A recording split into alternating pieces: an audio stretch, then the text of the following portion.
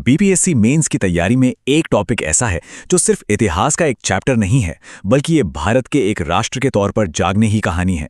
जी हाँ, हम बात कर रहे हैं बंगाल विभाजन और उससे पैदा हुए स्वदेशी आंदोलन की। आज हम इसी ऐतिहासिक घटना की एक एक परत को खोलेंगे और ये समझेंगे कि अपने जवाबों में एक गहरी और विश्लेषणात्मक सोच कैसे लाई। तो चलिए इस पूरी कहानी को एक सिलसिलेवार तरीके से समझते हैं। हम शुरू करेंगे उस चिंगारी से जिसने पूरे देश को झकझोर दिया। फिर देखेंगे कि लोगों ने इसका जवाब कैसे दिया, यह आंदोलन कहां-कहां और कैसे फैला, इसका असर क्या हुआ और हाँ, आखिर में इसका एक आलोचनात्मक मूल्यांकन भी करेंगे ताकि इसकी असली विरासत को समझ सके। तो हमारी कहानी शुरू होती है साल 1905 के उस एक फैसले से, एक ऐसा फैसला जिसने भारतीय राष्ट्रवाद का जो गढ़ था यानी बंगाल, उस पर सीधा हमला किया। ये सिर्फ एक जमीन का बंटवारा नहीं था, नहीं, ये वो चिंगारी थी जिसने पूरे देश में आजादी की आग को और तेज कर दिया। आखिर था क्या ये विभाजन? 20 जुलाई 1905 लॉर्ड कर्जन ने बंगाल को दो हिस्सों में बांटने का ऐलान कर दिया। देखिए, कागज पर तो ये एक भौगोलिक बंटवारा था, लेकिन असल में ये एक बहुत सोची समझी राजनीतिक चाल थी। एक तरफ बनाया गया मुस्लिम आबादी वाला पूर्वी बंगाल और दूसरी तरफ हिंदू आबादी वाला पश्चिमी बंगाल। मकसद बिल्कुल साफ था, बंगाल की एकता और वहां पनप रहे राष्ट्रवाद की रीढ़ तोड़ देना। अंग्रेजों ने दुनिया को क्या बताया? उन्होंने कहा कि भाई, बंगाल बहुत बड़ा प्रांत है, प्रशासन चलाने में मुश्किल हो रही है, इसलिए बांट रहे हैं।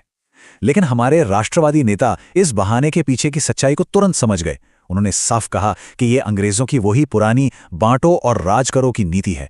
असली मकसद तो हिंदू मुसलमानों में फूट डालना और आज़ादी के आंदोलन को कमजोर करना था, और यही दोहरी सोच इस पूरे विवाद की जड़ थी। अब देखिए, जब एक राजनीतिक फैसला लोगों के आत्मसम्मान को चुनौती देता है तो जवाब भी दमदार आता है। भारत ने इस चुनौती का जवाब एक ऐसे आंदोलन से दिया जो सिर्फ एक विरोध नहीं था, बल्कि आत्मनिर्भरता का, अपने पैरों पर खड़े होने का एक जबरदस्त संकल्प था। नाम था स्वदेशी आंदोलन। जरा इस आंदोलन के सफर पर नजर डालिए। जुलाई 1905 में घोषणा होती है और अक्टूबर आते आते पूरा देश सड़कों पर उतर आता है। और ये कोई छोटा मोटा प्रदर्शन नहीं था। ये आंदोलन तब तक चला जब तक 1911 में सरकार को झुकना नहीं पड़ा और अपना फैसला वापस लेना पड़ा। ये इस बात का सबूत था कि जब जनता एक साथ खड़ी हो जाए तो बड़ी से बड़ी सत्ता को भी झुकना पड़ता है। स्वदेशी आंदोलन का मतलब सिर्फ विदेशी चीजों का बहिष्कार नहीं था, नहीं, इसकी रणनीति कई स्तरों पर काम कर रही थी।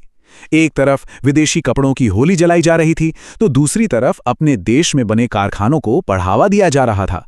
अंग्रेजी स्कूलों का बहिष्कार हुआ तो राष्ट्रीय शिक्षा परिषद बनाकर अपने स्कूल कॉलेज खोले गए। मतलब हर मोर्चे पर आत्मनिर्भर बनने की ये एक संगठित कोशिश थी। इस पूरे आंदोलन के केंद्र में, उसकी आत्मा में एक शब्द बसा था, आत्मशक्ति। इसका मतलब सिर्फ अपने देश का सामान खरीदना नहीं था, नहीं, इसका गहरा मतलब था अपनी ताकत को पहचानना, अपने स्वाभिमान को जगाना और अपना भविष्य अपने हाथों में लेना। ये एक वैचारिक क्रांति थी जिसने भारतीयों को एक नए आत्मविश्वास से भर दिया। बंगाल में जो ये आग लगी थी वो सिर्फ बंगाल तक ही सीमित नहीं रही, बहुत जल्दी इसने पूरे देश को अपनी चपेट में ले लिया। तो चलिए अब देखते हैं कि कैसे ये सिर्फ एक इलाके का मुद्दा ना रहकर एक पूरे देश का आंदोलन बन गया। बॉम्बे और पुणे में कमान संभाली बाल गंगाधर तिलक ने, पंजाब में लाला लाजपत राय और अजीत सिंह ने आवाज बुलंद की, दिल्ली में सैयद हैदर रजा आगे आए और मद्रास में चिदम्बरम पिल्लई। ये नाम हमें बताते हैं कि ये आंदोलन किसी एक क्षेत्र या एक समुदाय का नहीं था, बल्कि ये पूरे भारत की साझा आवाज बन चुका था। ये भारत की राजनीतिक एकता का एक बहुत बड़ा प्रदर्शन था। अब ये तो जाहिर सी बात है कि जब इतने बड़े पैमाने पर लोग सड़कों पर उतरते हैं तो उसका असर समाज से लेकर सियासत तक हर जगह पड़ता है। तो सवाल ये उठता है कि स्वदेशी आंदोलन ने भारत पर अपनी क्या छाप छोड़ी, इसके नतीजे क्या निकले, कुछ अच्छे कुछ बुरे। इसका जो सबसे बड़ा असर हुआ वो था आर्थिक आत्मनिर्भरता पर। लोगों ने स्वदेशी उद्योगों को अपनाना शुरू कर दिया। इसके साथ ही इसने लोगों में एक जबरदस्त राजनीतिक चेतना जगाई। आम आदमी भी अब आज़ादी की लड़ाई से सीधे जुड़ने लगा था। और हाँ, इसका गहरा असर हमारी संस्कृति और समाज सुधार पर भी पड़ा। देखिए, इस आंदोलन की तस्वीर के दो पहलू हैं और दोनों को समझना जरूरी है। एक तरफ इसने भारतीय उद्योगों में नई जान फूंक दी और देश में एकता की भावना को मजबूत किया। लेकिन दूसरी तरफ इसी आंदोलन की वजह से कांग्रेस के अंदर नरम दल और गरम दल के बीच की खाई और गहरी हो गई और कुछ हद तक इसने उस सांप्रदायिक तनाव को भी हवा दी जिसका फायदा बाद में अंग्रेजों ने उठाया। तो अब इन सभी अच्छे और बुरे परिणामों को एक साथ रखकर चलिए इस आंदोलन का एक निष्पक्ष मूल्यांकन करते हैं। आखिर इतिहास की किताबों में इसे एक सफलता के तौर पर देखा जाना चाहिए या एक विफलता के तौर पर? तो वो बड़ा सवाल यही है, स्वदेशी आंदोलन आखिर कितना सफल रहा? क्या हम इसे एक पूरी तरह से जीत मान सकते हैं या इसकी कुछ बड़ी सीमाएं भी थीं जिन्हें नजरअंदाज नहीं किया जा सकता? अगर हम सफलता की बात करें तो आंदोलन ने अपना सबसे बड़ा और तात्कालिक लक्ष्य तो हासिल कर ही लिया। 1911 में बंगाल का विभाजन रद्द करना पड़ा।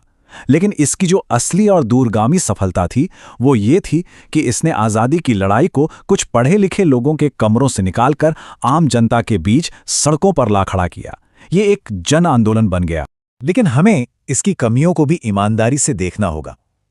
ये आंदोलन किसानों की एक बहुत बड़ी आबादी को अपने साथ नहीं जोड़ पाया। ये ज्यादातर शहरों तक ही सीमित रहा। कुछ जगहों पर हिंदू धार्मिक प्रतीकों के इस्तेमाल ने मुस्लिम समुदाय के एक बड़े हिस्से को इससे अलग थलग महसूस कराया। और हां, सरकार के क्रूर दमन के सामने ये आंदोलन लंबे समय तक टिक नहीं पाया। तो इन सारी सफलताओं और असफलताओं को देखने के बाद आखिर में हम क्या कहें? स्वदेशी आंदोलन की असली विरासत क्या है? आज हमारे लिए इसका क्या महत्व है? ये बात बिल्कुल सही है। स्वदेशी आंदोलन एक तरह से भविष्य के स्वतंत्रता सेनानियों के लिए एक ट्रेनिंग ग्राउंड साबित हुआ। यहीं पर भारत ने पहली बार सीखा कि जन संघर्ष क्या होता है, निष्क्रिय प्रतिरोध यानी पैसिव रेजिस्टेंस जैसे हथियार कैसे इस्तेमाल किए जाते हैं। इसलिए निष्कर्ष ये है कि अपनी तमाम कमियों और सीमाओं के बावजूद स्वदेशी आंदोलन भारतीय स्वतंत्रता संग्राम ने एक मील का पत्थर था। इसने ये साबित कर दिया कि भारत अब चुपचाप सब कुछ बर्दाश्त नहीं करेगा। इसने आने वाले आंदोलनों, खासकर गांधी जी के आंदोलनों के लिए एक मजबूत नींव रखी। और सबसे बड़ी बात, इसने जनता के मन में ये विश्वास जगाया कि अगर वो एकजुट हो जाएं तो वो सबसे बड़ी ताकत को भी चुनौती दे सकते हैं। ये सिर्फ एक आंदोलन नहीं था, ये एक राष्ट्र के आत्मविश्वास की पहली बुलंद आवाज थी।